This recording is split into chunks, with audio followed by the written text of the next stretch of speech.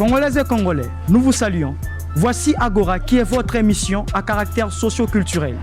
Venons, échangeons, discutons, apprenons ensemble pour construire un Congo de l'excellence. Merci.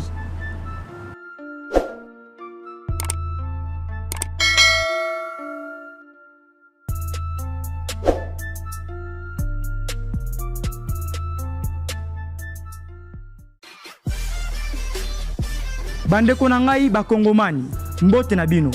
Ya bino émission yango yo Agora. Agora masolo ya bwanya. Masolo oyo ekotombola ekolo Congo. Yango tosengi na bino, nyonso boya, na makanisi na bino, na batoi na bino. Po ete toyeba elongo kotombola masolo ya mboka. Na boyebi po ete Congolais nyonso toyeba o ezali ya motuya pona kopusa mboka liboso. Bozala mingi na chaîne Congo Savoir TV. Et si ko wapi tokoyeba kosola elongo na bondeko pe na kimia nyonso tu pamba te bwanya nde kozala kaka na rendez-vous. Tosepeli makasi.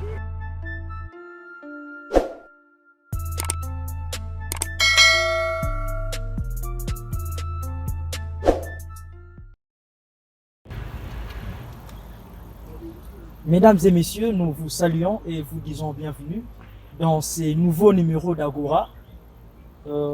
Plusieurs se sont posés la question de savoir qu'est-ce qui est devenu Agora. Agora existe et Agora poursuivi son bon nombre de chemins. Et nous vous disons également merci parce que vous êtes très nombreux, vous tous qui nous suivez, vous tous qui êtes abonnés sur notre chaîne YouTube Congo Savoir. Aujourd'hui, nous allons parler d'une question aussi importante, à savoir la question de l'éligibilité aux fonctions présidentielles.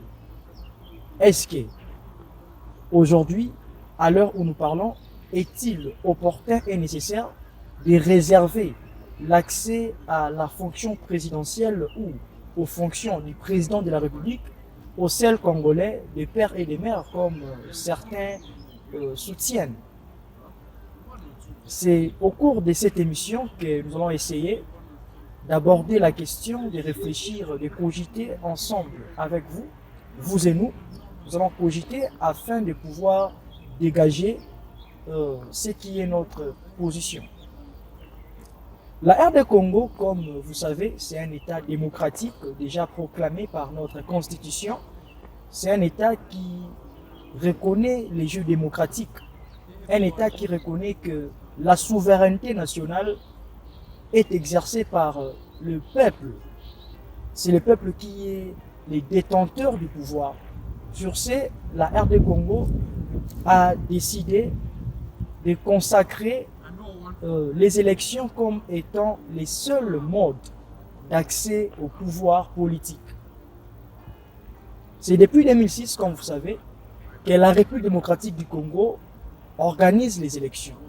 Et à ce jour, nous avons connu déjà 3 cycles électoraux. Est-ce que la question de la nationalité, lorsque nous regardons le fonctionnement de l'État congolais, lorsque nous regardons de près dans la physionomie politique, pouvons-nous dire que la nationalité pose problème? Mesdames et messieurs, le président de la République, comme le présente l'article 69 de notre Constitution, c'est une fonction importante, déjà étant les symboles de l'unité nationale, les garants de la nation, et c'est lui qui représente notre nation vis-à-vis du reste du monde. C'est important de prendre au sérieux cette fonction-là. Mais est-ce que pour autant nous devons le faire de manière aussi précipitée ou de manière quasiment brutale? Nous ne pensons pas. L'article 72 donne les conditions d'éligibilité aux fonctions du président de la République. Et la loi électorale va aussi dans la même logique. Parmi ces conditions, nous avons aussi la nationalité qui a une place de choix, qui est pour moi-même, je dirais, une condition principale, parce qu'on ne peut pas prétendre diriger un État lorsqu'on n'est pas ressortissant de cet État. L'article 72, comme je disais, parmi les conditions d'éligibilité, parle de la nationalité congolaise d'origine. Et cela nous amène à dire ou à définir qui est congolais d'origine. L'article 10 nous parle de la nationalité congolaise comme étant une et exclusive. Mais lorsque nous prenons aussi la loi de 2004, la loi du 12 novembre 2004, on nous dit qu'il y a 3 catégories de Congolais d'origine. C'est-à-dire, il y a 3 catégories de ceux qui détiennent la nationalité congolaise à leur naissance. La première catégorie, ce sont des Congolais par appartenance, c'est-à-dire tous ceux qui sont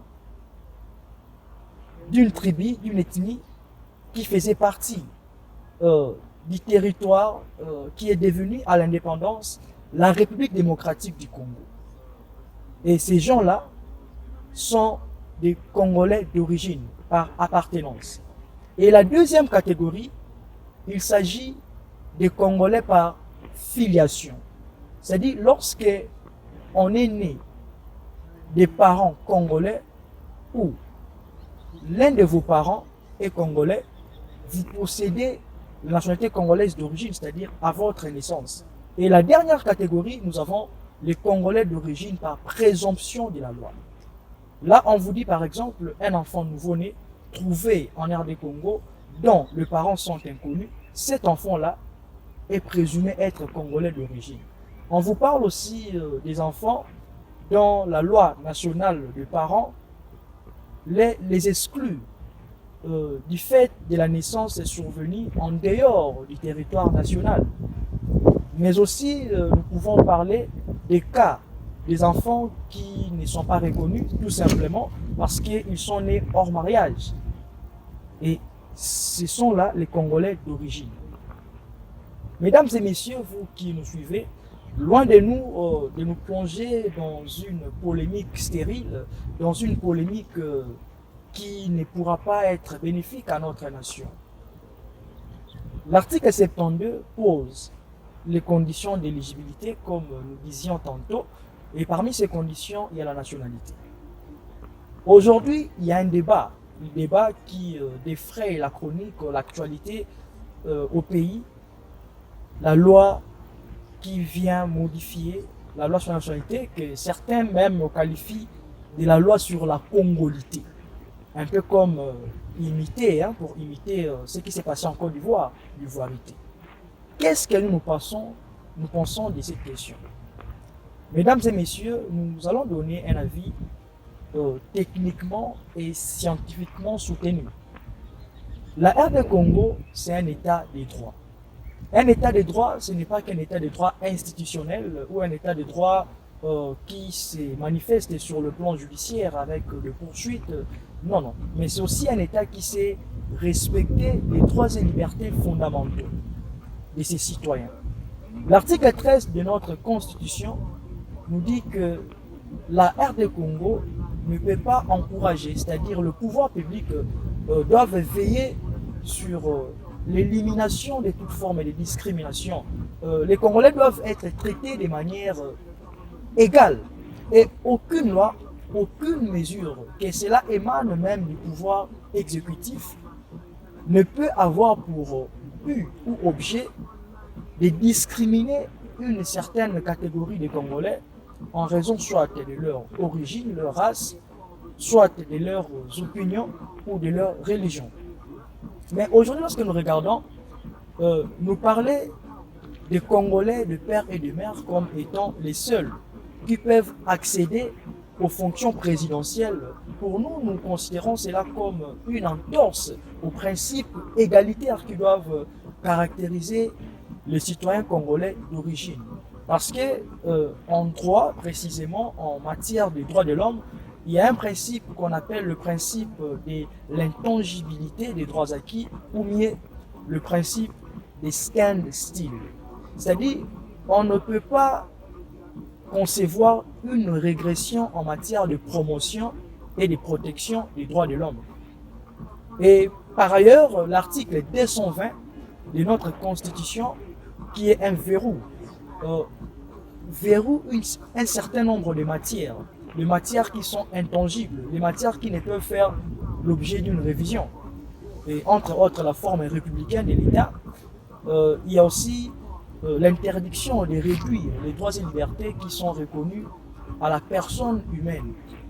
Et aujourd'hui, nous amener dans une logique qui consisterait à réviser l'article 72 pour y insérer la condition de nationalité des pères et des mères, violerait à notre avis l'article 220 de notre Constitution.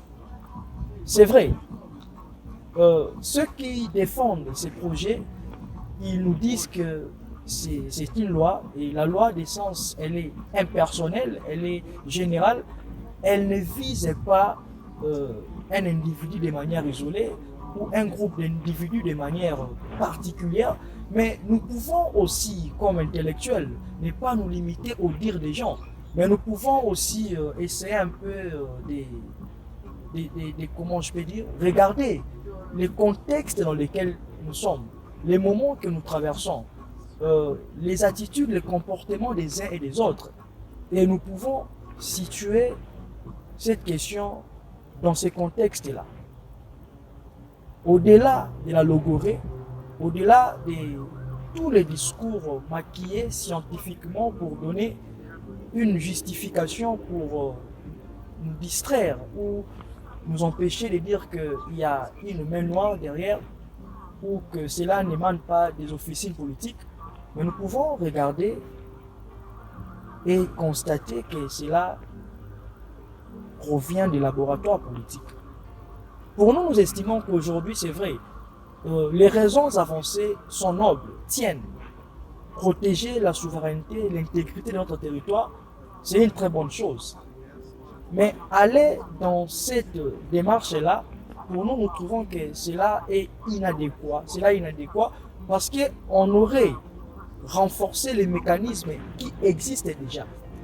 La Constitution de la RD Congo a fait une innovation. On sait qu'il y a un droit pénal constitutionnel où il y a notamment l'infraction de la haute trahison dans toutes ses variétés. Et on devait s'atteler sur cela. Ceux qui possèdent ou ceux qui sont dépositaires de pouvoir public devaient avoir cela comme une épée Damoclès sur leur tête. Parce que c'est vrai, la loyauté partagée lorsque quelqu'un a une mère burundaise et un père congolais, en cas de conflit qui survient entre la RD Congo et le Burundi, la personne peut être partagée, les émotions, les sentiments, les affinités, et tout en sachant que par exemple, il y a des membres de famille, il y a des cousins qui se trouvent de l'autre côté. Bon, ça peut amener la personne à sacrifier les intérêts suprêmes de la RD Congo. Mais pour nous, nous pensons que le problème, ce n'est pas l'individu ou l'individualité.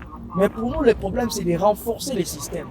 Lorsque nous avons un Parlement qui est conscient, un Parlement qui joue tout son rôle, nous avons un appareil judiciaire composé des animateurs consciencieux et patriotes, des animateurs qui savent travailler pour l'intérêt de la nation. Je ne vois pas un président d'une mère gabonaise, d'un père congolais qui pourrait marcher sur les intérêts vitaux au moment où il y a des textes et des lois qui protègent et qui garantissent.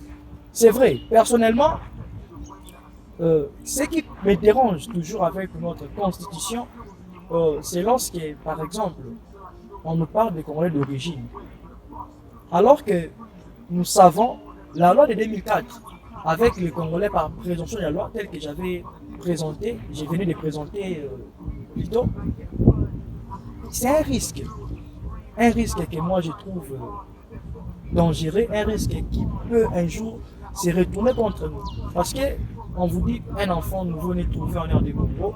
Bon, nous aurions voulu que l'écriture de l'article 72 réserve les fonctions présidentielles aux seuls Congolais d'origine par appartenance et par filiation.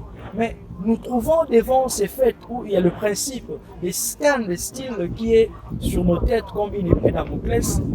La situation est un peu compliquée, pour ne pas dire impossible, parce qu'on peut toujours procéder à l'avènement d'une 4e République, comme il y a certains qui soutiennent cela. Mesdames et messieurs, vous avez été nombreux à nous suivre et nous vous exhortons à vous abonner massivement, continuez à aimer, à partager les liens de nos émissions. Nous vous demandons de nous soutenir. Et cette façon de nous soutenir, c'est de vous abonner, d'aimer, de partager nos émissions. D'ici là, portez-vous bien. Nous prenons rendez-vous à la prochaine. Merci.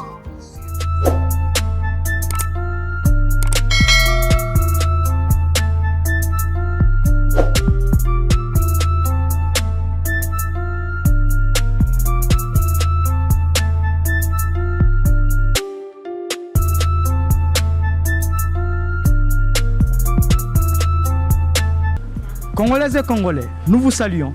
Voici Agora qui est votre émission à caractère socio-culturel. Venons, échangeons, discutons, apprenons ensemble pour construire un Congo de l'excellence. Merci.